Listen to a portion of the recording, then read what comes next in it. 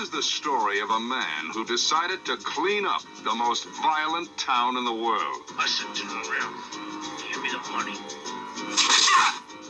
He begins where all the super cops leave off.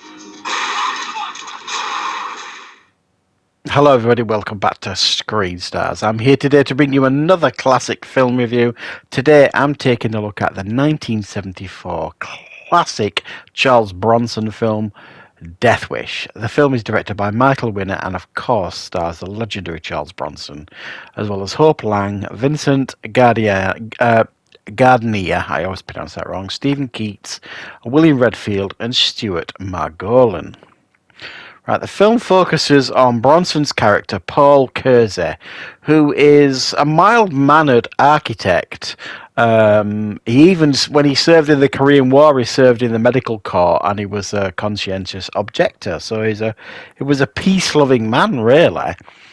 And unfortunately, his wife and daughter are followed back from the grocery store by some local hoodlums, thugs, who attack and rape them, and his wife ends up dead, and his daughter ends up in a psychiatric hospital. This is obviously greatly distressing to Bronson's character, who ultimately becomes the New York vigilante, and he arms himself, sets out onto the streets and takes his vengeance out on those who are preying on the weak. The police department obviously aren't happy with this, and they are trying their best to keep it under wraps. Right, what are my thoughts on Death Wish? Well, I mean, let's be honest. I mean, this film is an absolute classic. It's a 70s classic. Now, quite foolishly, when I was younger, I was, and I don't know why, but this was my mentality when I was probably in my late teens, sort of thing, or teens.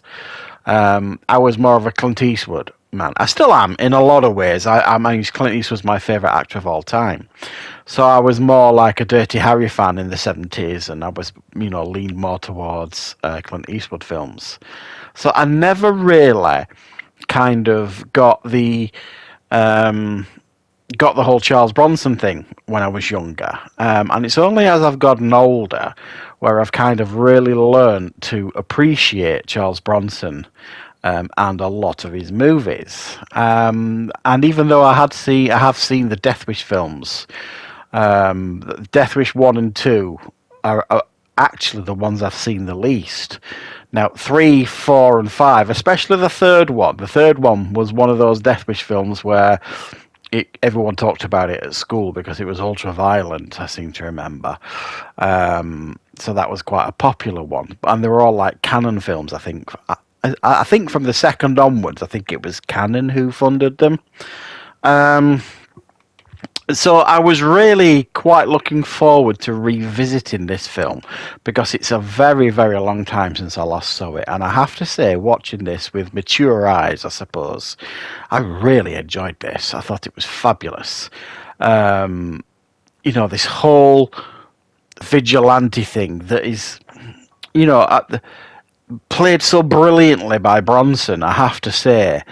I think the author of the original books, I think it was based on a book, wasn't impressed, I think, initially with the casting of Charles Bronson, and his argument was that Bronson was, as soon as you see Bronson on screen, you're just waiting for him to basically, start shooting people or kicking ass sort of thing.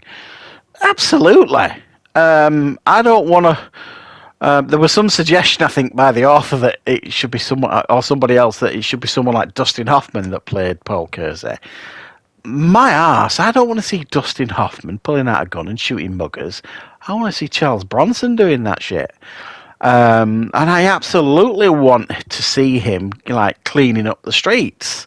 And to see his evolution in this film, it's quite impressive, and his character's on a real journey. Early on, it's an emotional journey, and then you get that scene in the film where he's actually on a high because he's killing these muggers, and he's feeling better about himself. He feels like he's doing something useful and important. And he's in a really, really good place, which really confuses his like son-in-law sort of thing. And it's played so well, I think, by Bronson. It's such a layered and subtle performance in many, many ways. Can easily be a kind of overlooked as one tone performance, and it absolutely isn't. If you look at the simplicity of his performance in many, many ways, it just works so well.